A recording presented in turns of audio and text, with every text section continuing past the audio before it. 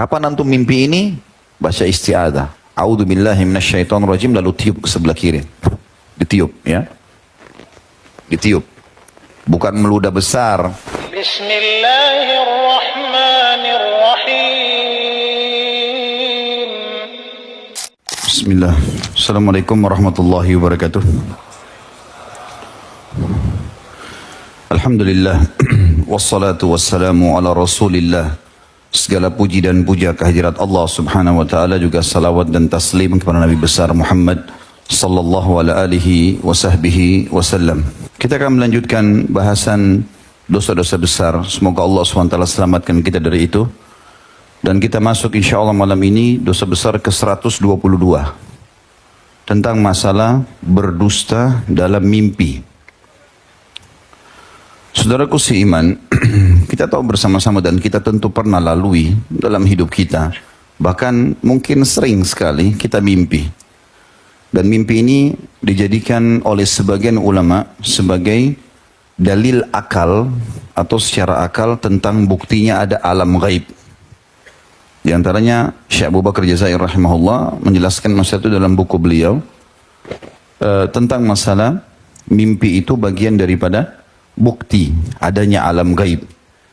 Karena kita dalam kondisi tidur tapi melihat diri kita seperti naik di atas tunggangan. Kalau kita mungkin kendaraan sekarang, mungkin naik pesawat, ngobrol sama orang, makan. Kemudian juga ada hal-hal yang kadang-kadang yang kita tidak sukai, ya, mungkin berkelahi dan yang lainnya. Maka semua ini bisa dirasakan efeknya. Pada saat orang bangun, kadang-kadang masih dirasakan efeknya. Sementara dia sendiri ada di ranjangnya. Berarti ini secara akal dan bisa kita rasakan setiap saat ada sesuatu yang gaib. Selain daripada tentu banyak hal-hal yang kita bisa rasakan tapi tidak terlihat. Seperti perasaan kita, rasa suka, rasa sedih, marah, lapar, haus. Kita bisa rasa tapi tidak kelihatan. Maka ini semua bukti-bukti nyata tentang adanya alam gaib. Secara akal, gitu kan. Bahwasanya ada hal-hal di sekitar kita, kita nggak bisa lihat dengan mata, tetapi bisa dirasakan. Tapi itu bukan hal yang akan kita bahas pada malam ini. Yang kita akan bahas fokus adalah tentang masalah mimpi itu sendiri dari sisi dalil-dalil syar'i, bagaimana agama memandang tentang masalah mimpi. Lalu kita masuk ke bahasan kita, haramnya berdusta dalam mimpi itu atau menyampaikan mimpi kepada orang lain. Saudaraku seiman, mimpi ini dibagi tiga oleh Nabi alaihi salatu wassalam. Mimpi itu dibagi tiga oleh Nabi alaihi salatu wassalam. Disebutkan di dalam sebuah riwayat yang sahih dari sahabat Nabi yang mulia Auf ibn Malik radhiyallahu anhu.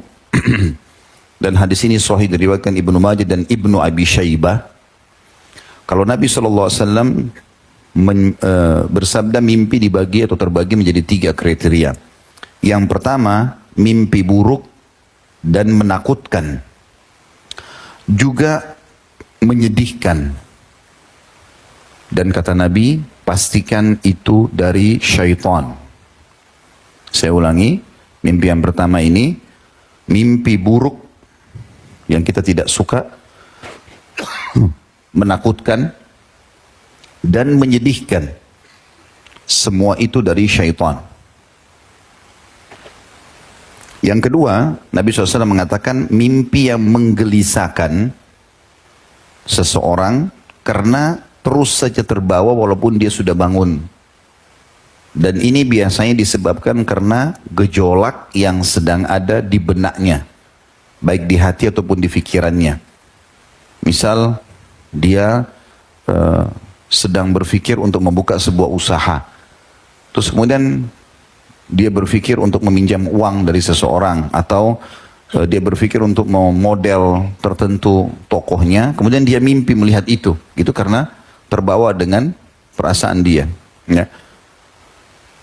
Kemudian yang ketiga adalah mimpi yang merupakan petunjuk. Dan merupakan cabang dari mukjizat kenabian. Atau dikenal dengan ru'ya shadiqah.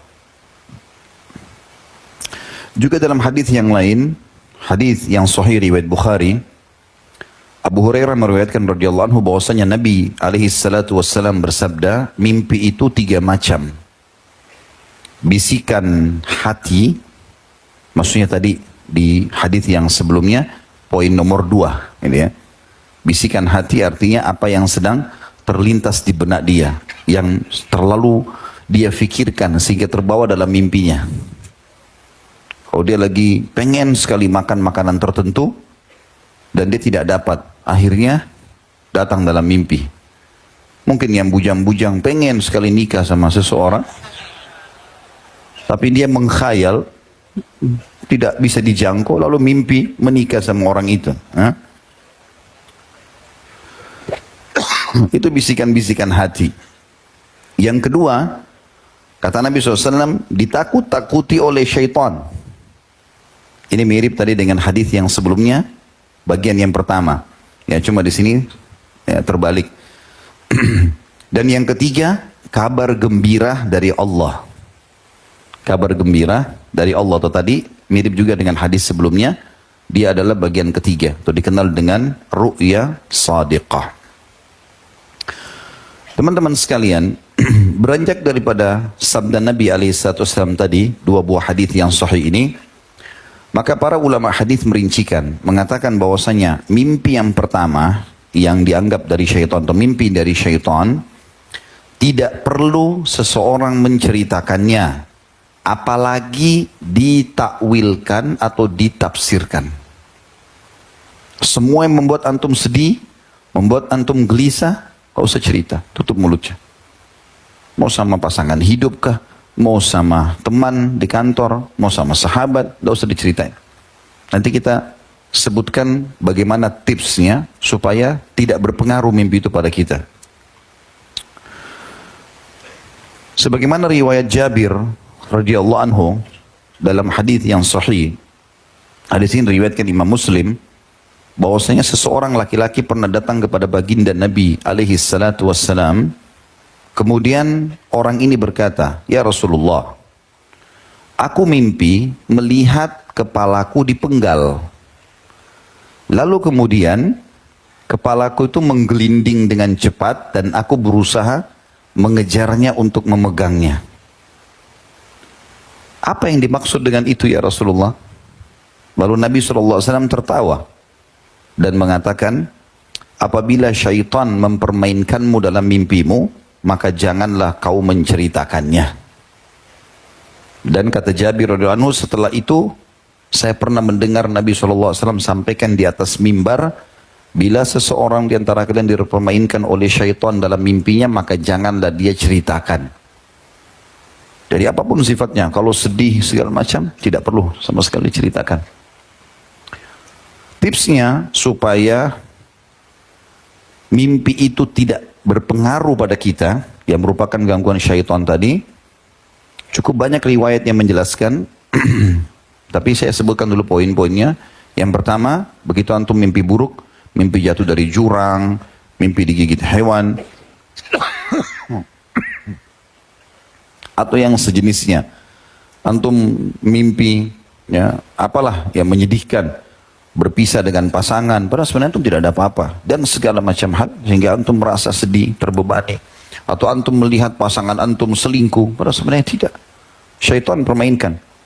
Maka poin pertama, pada saat bangun baca isti'adzah 3 kali, 1 kali, meludah ke sebelah kiri 3 kali, a'udzubillahi minasyaitonirrajim, lalu tiup ke sebelah kiri, ditiup ya, ditiup, bukan meludah besar ya, sehingga nanti pasangan antum kena, nanti marah dia. Yang kedua, memohon kepada Allah agar dilindungi dari keburukannya ya. Walaupun isti'adzah sudah mewakili poin kedua ini, nanti kita akan dengarkan hadisnya. Kemudian yang ketiga, jangan diceritakan pada orang-orang, termasuk pasangan hidup kita. Suami istri pun tidak usah cerita. Kapan itu menyedihkan, kapan itu mengganggu hubungan rumah tangga, kapan itu memberikan, bahkan seringkali ada suami istri mereka tidak ada apa-apa, tapi salah satunya dimimpikan menikah sama orang lain, bercerai, ribut. Atau kadang-kadang ada juga orang mimpi sosok orang soleh Tapi dia mimpi orang itu malah menjadi penjahat. Ya. Permainan syaitan. Dan banyak contoh yang ulama sebutkan dalam masalah ini. Sesuatu tidak masuk di akal, selesai. Ya. Itu sesuai dengan hadis Nabi SAW. Apabila kalian bermimpi buruk, apabila kalian mengalami mimpi buruk, kata Nabi SAW, hendaklah meludah ke sebelah kiri 3 kali. Dan memohon perlindungan kepada Allah dari kejahatan syaitan dan dampak buruk mimpi tersebut. Kemudian jangan ceritakan kepada orang lain mimpi itu. Atau jangan ceritakan mimpi tersebut pada siapapun. Maka mimpi itu, kalau dia lakukan 3 hal tadi. Baca isti'adzah, meludah sebelah kiri 3 kali, tidak ceritakan sama orang, maka dampak buruk mimpi tersebut tidak akan mengganggunya. Atau maka mimpi itu tidak akan memberi dampak buruk kepadanya. Hadis riwayat Bukhari Muslim. Hadis sahih ini. Dan Imam Nawawi rahimahullah berkata, terkadang ada orang yang menafsirkan mimpi itu dengan tafsir buruk. Ya, jadi makanya antum tidak boleh cerita kepada sembarang orang. Apalagi kalau itu mimpi tadi yang buruk, yang menyedihkan, yang tidak enak. Karena kalau kita cerita sama orang, Imam Nawawi mengatakan dalam syarah Sahih Muslim, menjelaskan hadis Nabi SAW ini, di jilid 15 halaman 18, ya. Terkadang ada orang menafsirkan mimpi itu dengan tafsir buruk, sebagaimana yang digambarkan dalam mimpi itu. Misalnya, orang pincang, apalah jatuh, cerai, lalu dia bicara sembarangan sama orang, sehingga orang itu mulai menafsirkan. Nanti kita akan jelaskan ya, bukan tidak boleh menafsirkan mimpi, tapi harus ahlinya. Tidak boleh sembarangan orang. Kapan dia bilang, oh sepertinya begini, bisa terjadi itu. Dengan takdir Allah subhanahu wa ta'ala. Ini Imam Nawawi mengatakan, terkadang ada orang yang menafsirkan mimpi itu dengan tafsir buruk, sebagaimana yang digambarkan dalam mimpi itu. Meskipun masih banyak kemungkinan, masih bisa terjadi yang lain, tapi orang ini sok tahu lalu dia menafsirkannya karena diceritakan oleh temannya. Tafsir buruk itu terjadi dengan takdir Allah Ta'ala. Karena mimpi yang dialami seseorang ibarat sesuatu yang terbang. Artinya, ketika mimpi itu memiliki 2 kemungkinan makna, kemudian ditafsirkan pada salah satu maknanya, maka akan terjadi sesuai yang mendekati sifat tersebut. Oleh karena itu, tadi kita dilarang untuk menceritakan. Ya. Dan tadi sudah kita jelaskan bagaimana seorang sahabat yang menggambarkan kepalanya terputus, ya. Kalau kita tidak faham riwayat ini teman-teman sekalian, maka kita akan berpikir negatif. Oh, kepala saya dipenggal, apakah saya akan dibunuh orang? Bisa berpikiran begitu. Tapi ternyata Nabi SAW menganggap itu permainan syaitan. Sementara mimpi yang kedua, tadi itu mimpi yang pertama ya. Mimpi yang kedua adalah mimpi yang tadi bisikan hati maksudnya. Kita berbicara riwayat pertama yang saya sebutkan. Kalau di riwayat kedua ini disebutkan kriteria yang pertama. Yang bisikan-bisikan hati, yang kita cenderung mau makan, kita cenderung suka sama orang. Masuk dalamnya masalah ini biasanya mimpi junub, ya. Terlalu suka sama seseorang berlebihan, akhirnya dia mimpi biologis di situ. Bahkan kadang-kadang ada orang bangga, dia bilang, ya paling tidak mimpinya. Kenapa antum ketawa? Pernah ngalami? Maka ia juga melakukan hal yang sama. Seperti poin pertama tadi. Dia baca isti'adzah, dia meludah 3 kali sebelah kiri, kemudian dia tidak menceritakan kepada orang lain. Sebagaimana hadis Nabi SAW. Kemudian yang ketiga, mimpi yang ketiga adalah ru'ya sadiqah tadi, ya. Mimpi yang benar. Yang datangnya dari Allah subhanahu wa ta'ala. Nah ini berbeda hukumnya.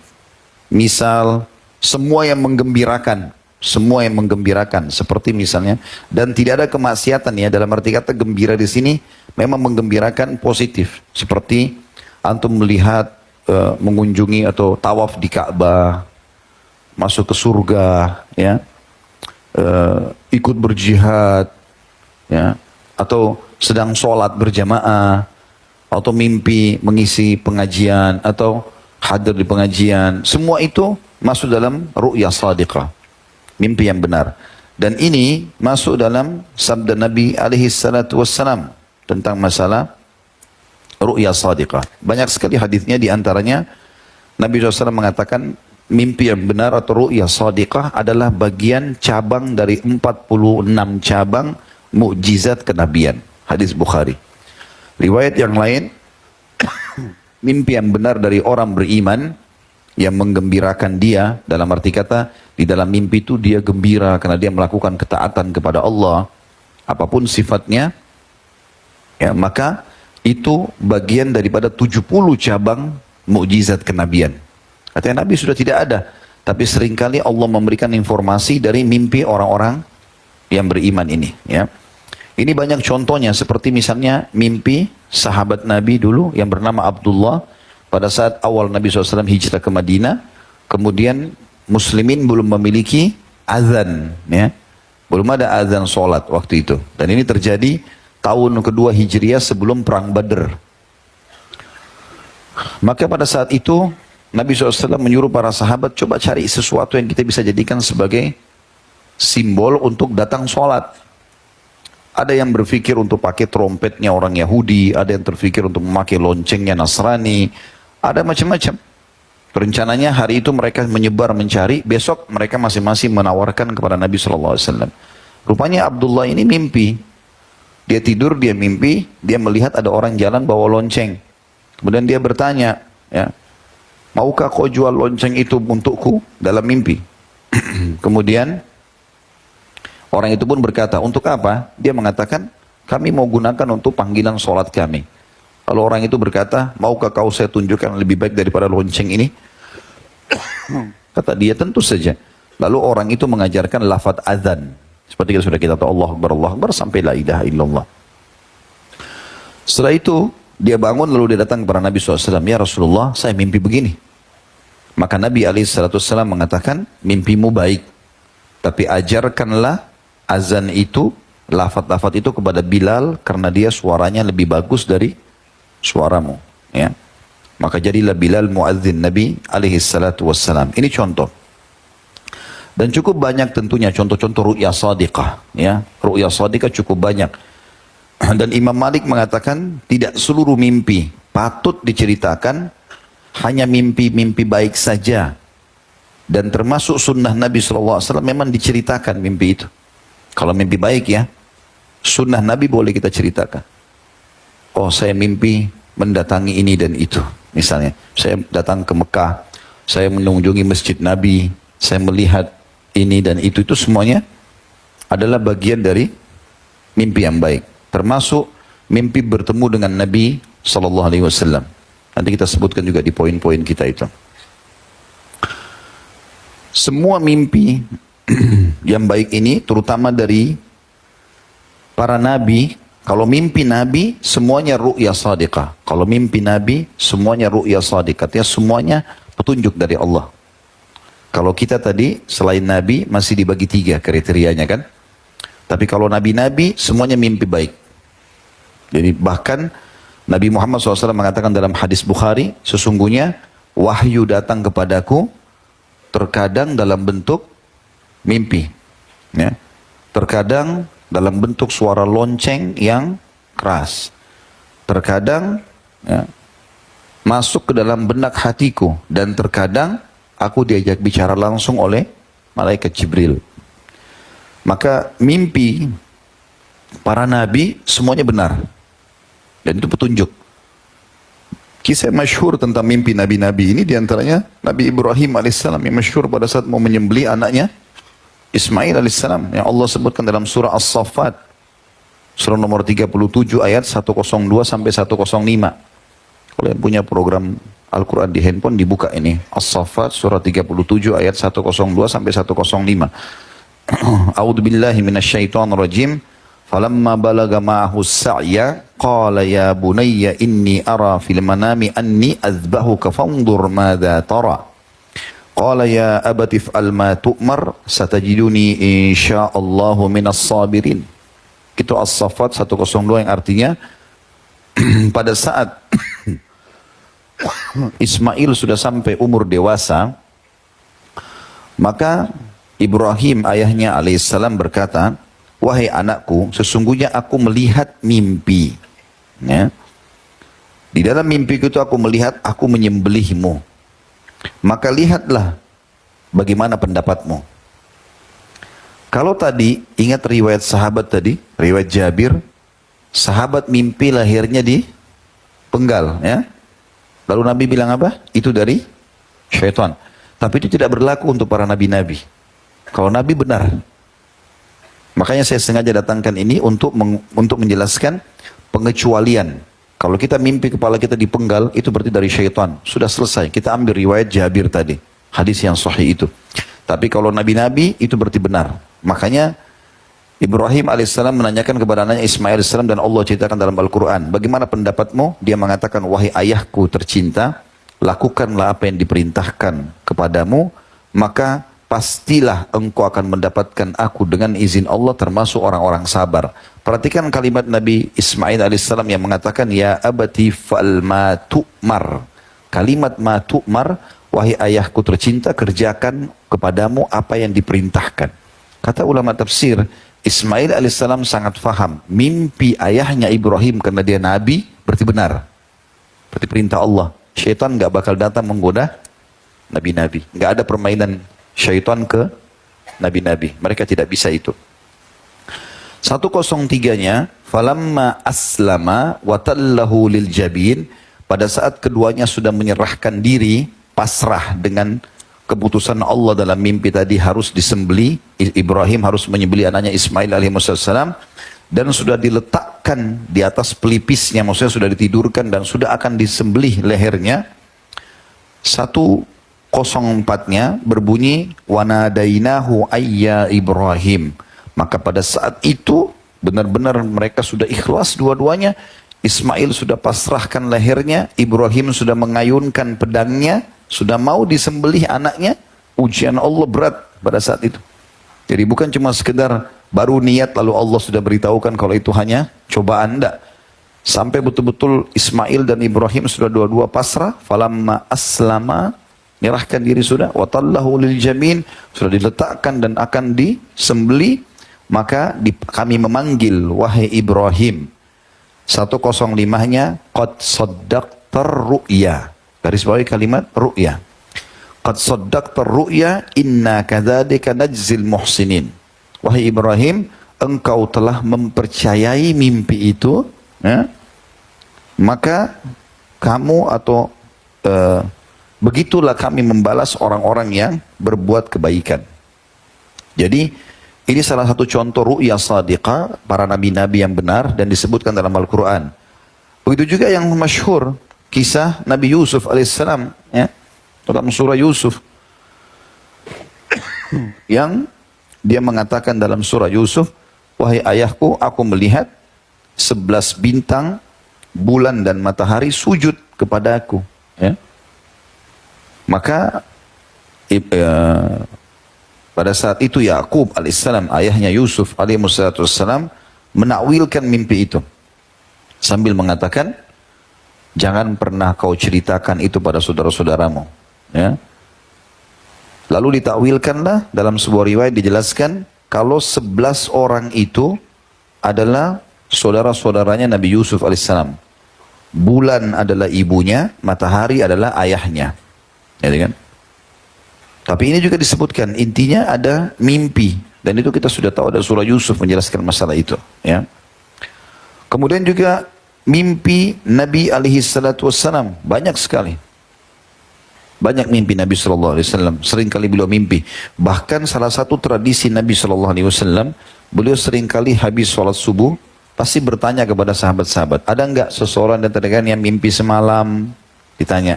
Kalau ada sahabat yang ceritakan, ya Rasulullah saya mimpi begini, Nabi takwilkan.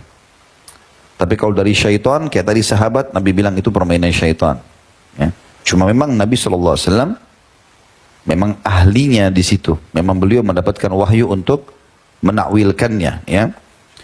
Contoh misalnya mimpi Nabi SAW adalah pada saat akan terjadi perang Uhud. Waktu pasukan Quraisy keluar 3.000 orang dari Mekah menuju ke Madinah dan sudah dekat dengan pintu gerbang Madinah, maka Nabi SAW merembukkan, bermusyawarah dengan para sahabat apa yang harus kita lakukan. Para sahabat Nabi yang tidak sempat ikut di perang Badr, lalu mendengar perang Badr yang tahun 2 Hijriah, sementara perang Uhud tahun 3 Hijriah. Itu ada malaikat yang datang, para syuhadanya mati dan berbicara dengan Allah. Pemimpin-pemimpin Quraisy banyak yang terbunuh. Mereka yang tidak sempat hadir di Badr, semangat, ya Rasulullah, kita keluar saja, lawan mereka. Apalagi kami nggak punya peluang kemarin di Badr. Sebagian sahabat mengatakan, ya Rasulullah, bagaimana pendapat Anda? Nabi mengatakan kalau saya cenderung bertahan di dalam benteng. Kalau dalam benteng maka otomatis musuh mudah dihadapi karena benteng-benteng zaman dulu tuh tinggi 10-15 meter bahkan lebih. Lalu dilumurin dengan minyak sehingga musuh nggak mudah untuk naik. Kadang-kadang juga kalau mereka tempelkan tangga disiram lagi dengan air panas, ya, atau apalah lahar yang panas yang dipanasin lalu dilemparkan ke musuh-musuh gitu. Tapi rupanya mayoritas sahabat berharap Nabi SAW keluar. Maka Nabi pun berdiri masuk ke rumahnya alaihissalam, lalu beliau pakai baju perang. Rupanya beberapa sahabat diantaranya Hamzah dan yang lainnya radhiyallahu anhum majma'in itu lalu berkata, sepertinya kita terlalu memaksakan pendapat kepada Nabi SAW. Terlalu maksain pendapat. Sekarang kita ke rumahnya Nabi saja, kemudian kita bilang aja sama Nabi, gitu. Kita bilang sama Nabi, gak apa-apa dia bertahan di Madinah aja. Mereka tunggu, begitu Nabi SAW keluar, sudah dengan pakai topi besi, baju besi, sudah dengan perisai, dengan pedang. Lalu mereka mengatakan, ya Rasulullah, sepertinya kami memaksakan pendapat pada Anda. Kalau Anda mau bertahan di Madinah silahkan. Maka keluarlah sabda Nabi SAW yang masyhur, tidak layak bagi seorang Nabi kalau sudah mengenakan baju perang, melepasnya kembali sampai Allah berikan petunjuknya. Dia menang atau dia kalah dari musuhnya. Dan ini ciri seorang muslim. Kalau sudah berazam, bertekad, dan itu kebaikan, tawakal ala Allah. Nggak boleh ragu-ragu. Jalan, selama itu kebaikan jalan. Maka pada saat itu Nabi SAW mengatakan, aku melihat mimpi.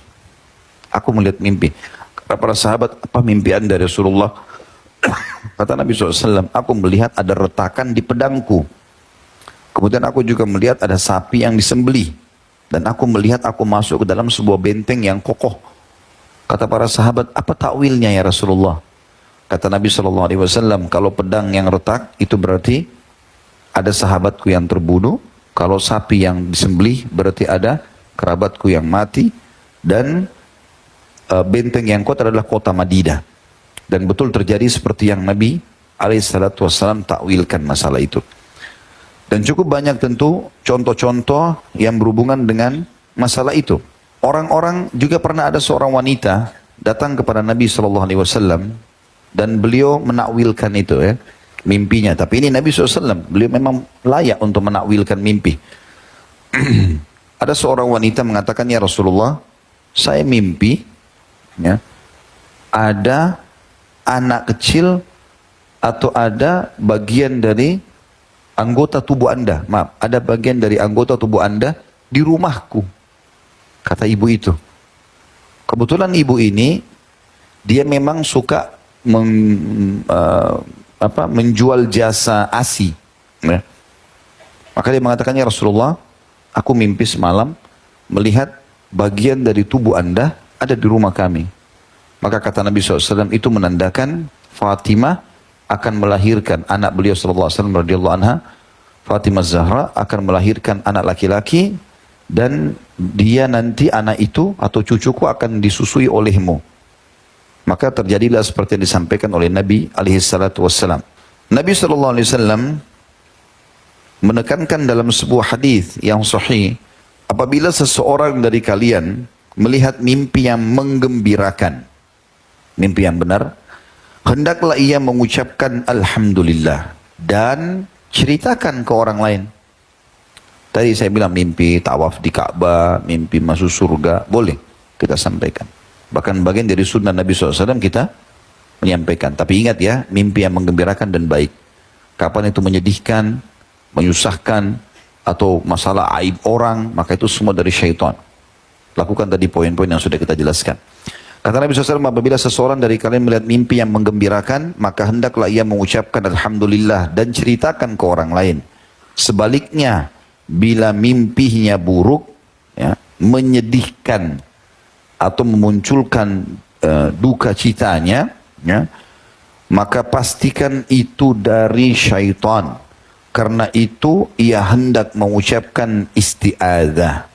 A'udzubillahi minasyaitonirrajim, dan jangan menceritakan pada orang lain karena mimpi itu tidak akan mendatangkan mudarat padanya. Hadis ini riwayat Bukhari. Ya. Ulama merincikan tentang masalah permainan syaitan tadi yang dilarang untuk menceritakan juga ini. Yang paling sering dalam rumah tangga itu dimimpikan selingkuh, diahnya atau pasangannya selingkuh, supaya terjadi cekcok. Kapan antum mimpi ini? Baca isti'adzah. A'udzubillahi minasyaitonirrajim. Meludah sebelah kiri 3 kali, kemudian jangan ceritakan, termasuk sama pasangan kita. Kapan antum terpancing? Bangun tengah malam korek. Saya mimpi tadi. Kamu jalan sama ini dan itu, ya. Pasti benar. Ini handphonemu saya periksa. Ini dia jadi syaitan manusia, ya, yang mendukung syaitan jin. Ini kalau ada syaitan jin di sini marah sama kita nih, kita bongkar kedoknya, ya. Jadi tidak boleh cerita. Itu contoh ulama mengatakan dalam masalah rumah tangga. Yang paling sering dimimpikan perselingkuhan atau tadi mimpi junub, ya.